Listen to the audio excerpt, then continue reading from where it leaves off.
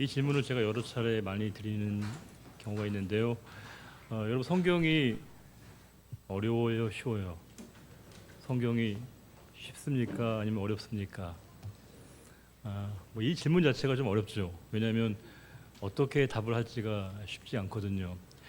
여러분들이 이제 성경이 어렵다고 말씀하셨으니까 그걸 전제로 할 때 성경이 우리에게 어렵게 여겨지는 그 이유가 뭘까요?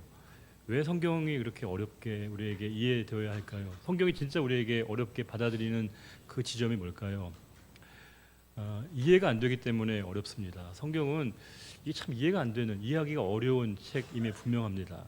근데 이해 안 된다는 것도 사실은 두 가지로 나누어 볼 수 있습니다. 첫 번째는 머리로 잘 이해가 안 됩니다. 이게 무슨 뜻인지, 당초에 이게 워낙 멀리 떨어져 있는 나라, 또 먼 시대 속에서의 글이기 때문에 도대체 이게 무슨 말이지, 무슨 의미인지 이게 의미 파악이 안 되기 때문에 너무 어렵습니다. 도대체 이게 어떤 맥락에서 어떤 시대적 상황 속에서 기록된 말씀인지 잘 모르니까, 진짜 머리로 잘 파악이 안 되니까 갑갑한 마음 때문에 성경이 어렵다 이렇게 말씀하시는 분들이 계실 겁니다. 그런데 좀 신앙생활을 하다 보면 어렵다는 게, 이해가 안 된다는 것이 머리로의 문제라기보다는 가슴의 문제일 때가 훨씬 더 많습니다. 즉, 내가 무슨 말인지 몰라서가 아닙니다. 아니, 너무 잘 알기 때문에 어렵습니다. 받아들이기 어렵고요, 수용하기가 어렵고 이해하기가 참 어렵습니다. 우리가 원수를 사랑하라는 주님의 말씀 다 압니다. 우리가 원수가 누군지 몰라요? 집 안에도 있고 집 바깥에도 있고 어디에나 원수가 있습니다. 원수가 누군지 우리가 모르지 않습니다. 그런데 왜 원수까지 사랑하라고, 원수까지 품으라고, 이게 우리에게 마음으로 참 받아들이기가 어려운 지점이 분명히 있습니다. 이게 참 어렵습니다. 우리가 오른편 뺨을 치면 왼뺨도 돌려대라는 말씀이 있습니다. 오른쪽 왼쪽 모르는 분이 어디 있습니까? 근데 이게 이렇게까지 해야 돼? 이렇게까지 할 수 있어? 이 말씀이 갖고 있는 이 무게감이, 이 의미가 너무 우리에게 머리가 아니라 가슴으로 받아들이기 너무 어려울 때 우리가 성경이 참 이해하기 어렵다 이렇게 말씀합니다. 요한계시록은 이 두 가지의 어려움을 동시에 가지고 있는 책입니다. 일단 무슨 말인지 참 파악하기가 어렵습니다. 요한계시록이 어려운 가장 중요한 이유는 이 유대 묵시 문학이라고 하는 전승 가운데 기록된 말씀이기 때문에 요한계시록은 상당히 상징과 암호로 기록되어 있습니다. 그래서 유대인들의 문화권에 있는 사람들은 다 이해하고 알 수 있는 내용이지만 그 문화권 밖에 있는 사람들에게는 이게 무슨 뜻이야, 무슨 의미야, 도무지 가늠하기 어렵습니다. 그런데 이것은 역으로 그 말씀 문화권에 들어가게 되면 이게 이런 뜻이었구나, 이게 이런 의미였구나 파악이 되고요, 납득이 되고 이해가 됩니다. 그런데 요한계시록은 더 어려운 게, 도대체 요한계시록이 뭘 말하는 책이지, 무엇을 의미하는 책이지, 이게 우리에게 어렵게 여겨집니다. 요한계시록을 한마디로 말하면 요한계시록의 주제는 바로 위로입니다. 위로. 성도를 향하신 하나님의 위로가 바로 요한계시록의 핵심 메시지입니다. 우리가 아는 것처럼 당대 교회는 커다란 박해와 시련과 고난 가운데 있었습니다. 기독교인들을 가장 힘들게 했던, 압제했던, 박해했던 대표적인 로마의 황제가 있습니다. 이름도 찬란한 네로입니다. 네로가 너무 이스라엘 백성들, 유대인들을 또 그리스도인들을 괴롭혔는데, 이 네로가 세상을 떠나고 난 다음에 그들이 안정된 삶이 올 것이라고 기대했으나 악한 게 가니까 더 악한 게 옵니다. 도미시안이라고 하는 황제가 와서 더 백성들, 성도들을 괴롭히고 박해했을 때 그 박해 가운데 있었던 성도들을 향하신 하나님의 위로의 말씀이 바로 이 요한계시록의 핵심입니다. 많은 분들이 성경 말씀 보면서 내가 위로받기를 원하는 경우가 있지 않습니까? 또 위로가 필요한 경우가 있지 않겠습니까? 그때 우리가 보아야 될 모든 성경의 말씀 가운데 가장 우리에게 중요한 위로가 되는 말씀이 바로 이 요한계시록입니다. 우리가 살아가다 보면 그런 질문이 생길 때가 있습니다. 내가 왜 이런 고난을 당해야 하는 것이지? 나에게 이런 고난이 어떤 의미가 있는 것이지? 내가 왜 이렇게 아파해야 되지? 이게 나에게 어떤 의미가 있는 것이지? 언제 이것이 끝나지? 언제까지 내가 이걸 참아야 되지? 라고 하는 무수 인생의 많은 질문들에 대해서 그 고난과 고민을 안고 있는 우리 성도들에게 주시는 하나님의 위로의 말씀이 바로 이 요한계시록입니다. 요한계시록은 특별히 서신서의 형식을 띠고 있습니다. 즉 에베소, 서머나, 버가모, 두아디라, 사데, 빌라델비아, 라오디게아 7개의 교회에게 보내는 편지 형식인데 유대인에게 있어서의 숫자의 의미는 우리하고 조금 많이 다릅니다. 우리는 7이라고 하는 숫자를 생각하면 뭘 생각해요? 로또를 생각하겠지만, 행운의 숫자로 생각하겠지만 그 7이라고 하는 숫자는 뭐예요?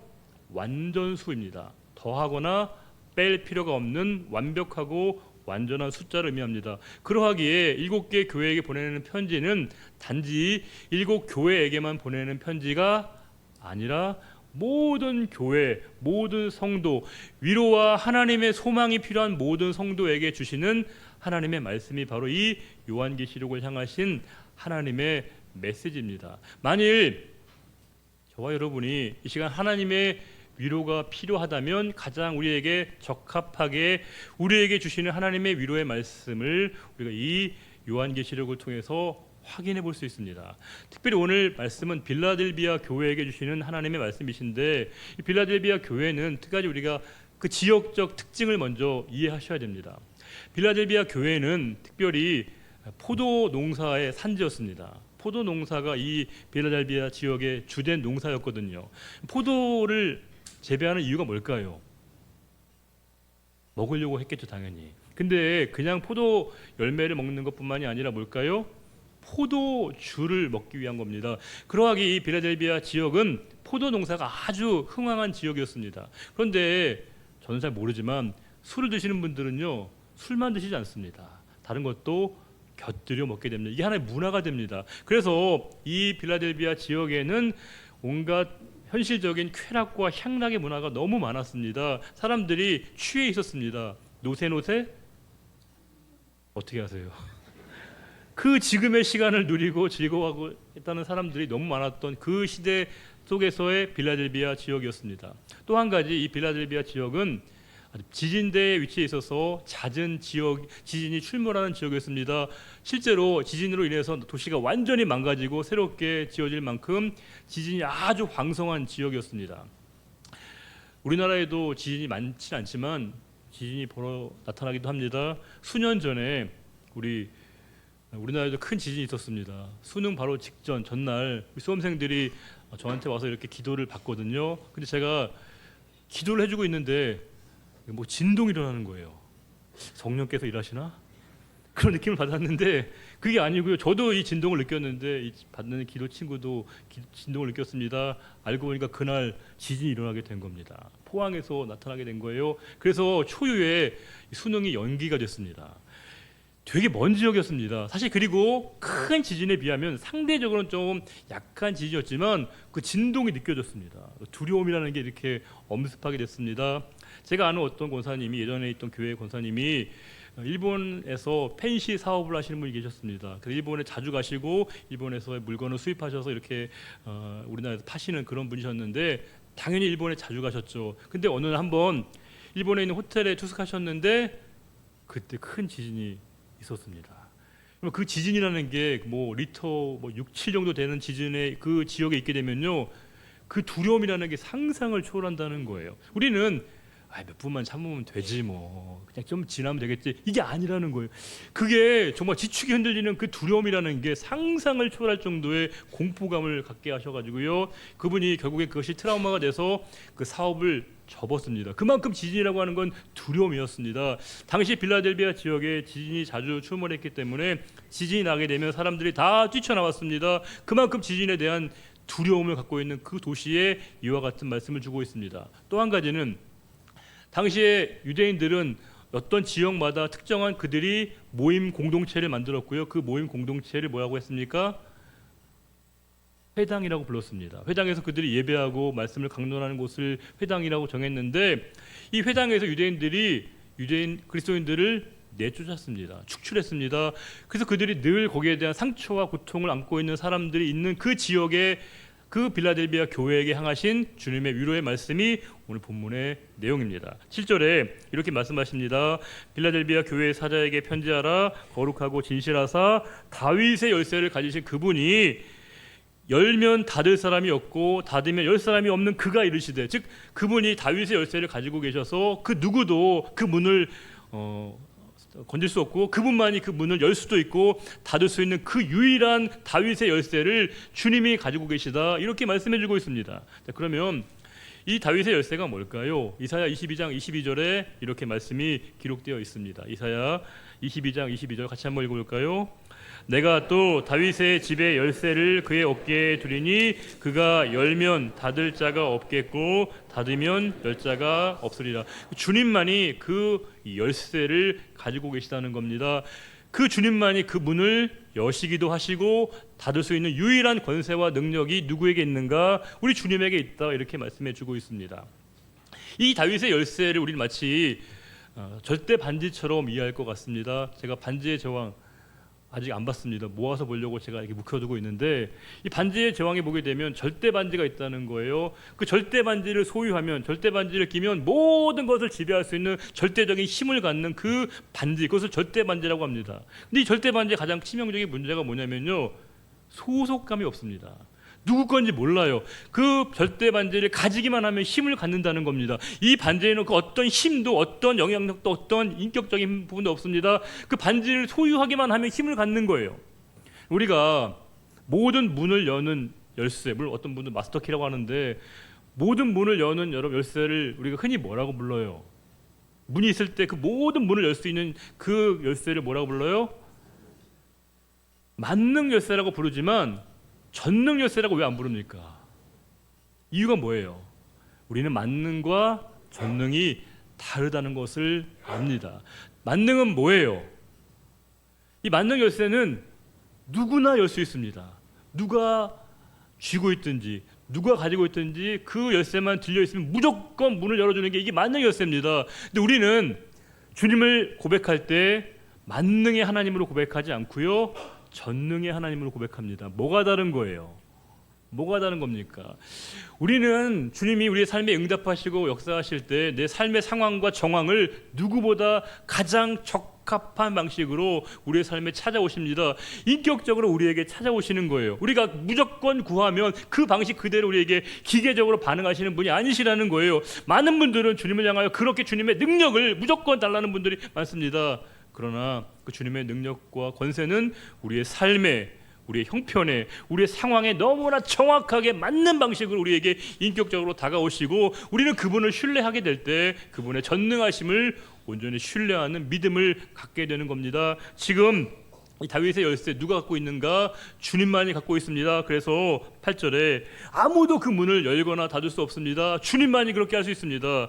8절에 그럴 때 그 문이 뭐냐? 어떤 문이냐? 열린 문을 두었다는 겁니다. 여기서 열린 문은 뭘까요? 전도와 선교의 문이 아니에요. 구원의 문을 얘기합니다. 그 구원의 문의 열쇠는 오직 주님만이 가지고 계셔서 그분이 열면 열리는 것이고 그분이 닫으면 닫히는 것이다, 이렇게 말씀하십니다. 그러면서 8절에 내가 너희의 행위를 알아, 이렇게 말씀하십니다. 이 말씀을 읽는데 묘한 찡한 감동이 들었어요. 그렇지 않습니까? 우리가 누가 우리의 상황을, 누가 우리를 알아주겠습니까? 가족이라도요, 옆에 가장 가까운 사람이라도요, 우리의 상황을 잘 몰라요. 알아줄 수 없습니다. 그래서 주님 뭐라고 말씀하시냐면요, 내가 너를 알아. 내가 너를 알고 있어. 내가 너를 알아줄게, 이렇게 말씀하십니다. 그 빌라델비아 교회 성도들에게 내가 너희를 알고 있어, 뭐라고 말씀하시냐면 너희들이 작은 능력 가지고 있어서, 이 교회가 교인들이 좀 적었습니다. 사회적으로 보게 되면 그렇게 영향력이 있는 교회는 아니었어요. 그런데 그들이 작은 능력을 갖고 있지만 뭐 했다는 거예요? 내 말을 지키며 내 이름을 배반하지 않았다는 거예요. 그들이 주님의 그 말씀을 끝까지 지켜냈고요, 주님의 이름을 배반하지 않은 교회가 바로 이 빌라델비아 교회였다는 겁니다. 교인 수도 많지 않았습니다. 사회적 영향력도 큰 교회가 아니었어요.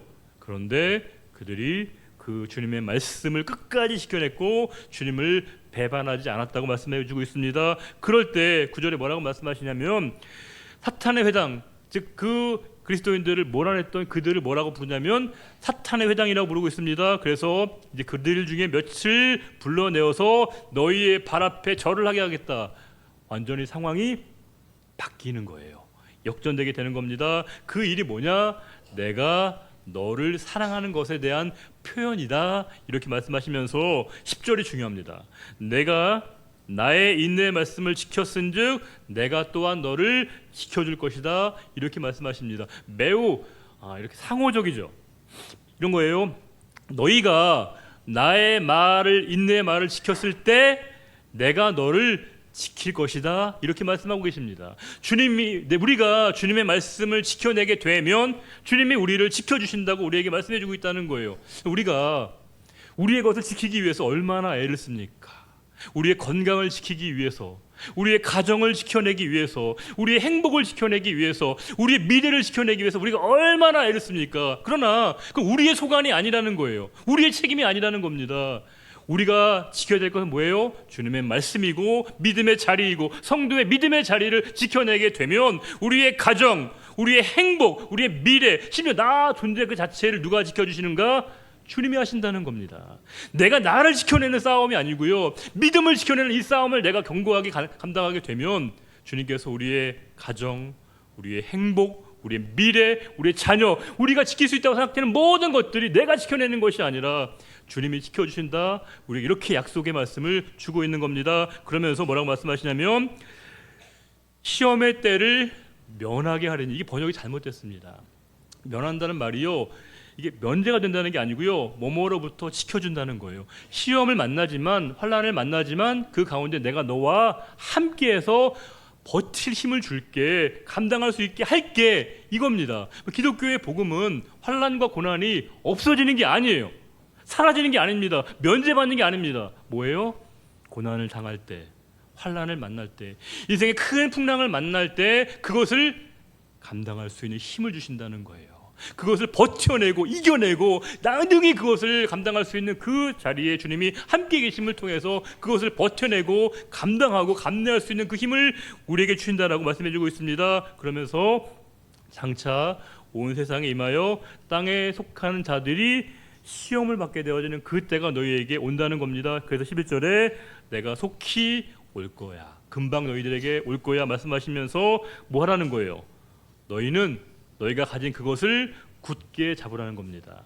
끝까지 그것을 지켜내라고 하는 거예요. 너희의 믿음을 지켜내라고 하는 겁니다. 이 환난, 이 고통이 너무 심하지만 끝까지 이 믿음을 지켜내는 싸움에서 너희가 타협하거나 굴복당하지 않고 너희 믿음을 지켜내기를 바래. 이렇게 주님이 말씀해 주고 있습니다. 그러면서 12절의 가장 중요한 단어, 이기는 자. 이긴다는 게 뭘까요? 성도의 승리는 뭘 말하는 걸까요? 우리는 세상에 대해서 승리한다는 게 뭘 말하는 거예요? 세상을 타도하고 전복하고 굴복시키고 무릎 꿇히는 게 우리가 세상에서 이기고 승리하는 게 아닙니다. 주님은 우리에게 전혀 다른 승리의 길을 우리에게 보여주셨습니다. 주님의 승리는 뭐예요?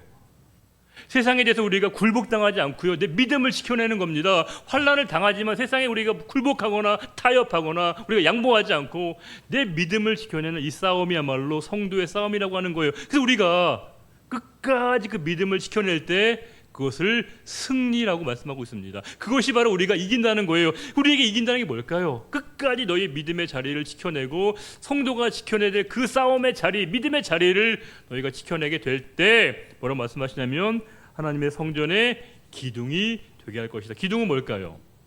기둥은 견고함과 항구성을 상징하고 있는 거예요. 건물에 기둥이 없으면 무너지게 마련입니다. 오늘 말씀은 너희들을 하나님의 성전의 기둥처럼 되게 할 것이다. 끝까지 내가 너희들을 지키고 보호하고 함께 할 것이다. 이렇게 말씀해 주고 있습니다. 그러면서 늘 지진만 나면 도망쳐 했던 그들에게 너희가 결코 나가지 않게 되겠다 말씀하시면서 내가 너의 위에 세 가지를 말씀하십니다. 하나님의 이름, 또 새 예루살렘의 이름, 주님의 이름을 그 위에 두겠다, 기록하겠다고 말씀해 주고 있습니다. 그러면서 마지막에 뭐라고 끝나고 있습니까?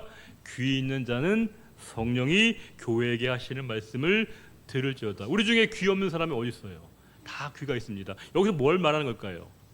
들을 귀 있는 자는 듣게 된다라고 하는 겁니다. 말씀이 똑같이 전달되지만 똑같이 들리는 건 아닙니다.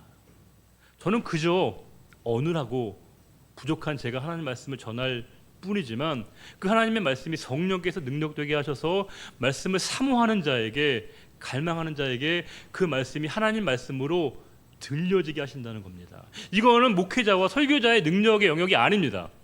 그 말씀을 사모하고 그 말씀을 듣고자 하고 행하고자 하는 모든 사람들이, 그 말씀을 갈망하는 사람들에게 하나님의 말씀이 생명의 언어가 되어져서 우리 삶의 새로운 역사를 행하시겠다는 것을 오늘 말씀을 통해서 우리에게 일깨워 주고 있습니다.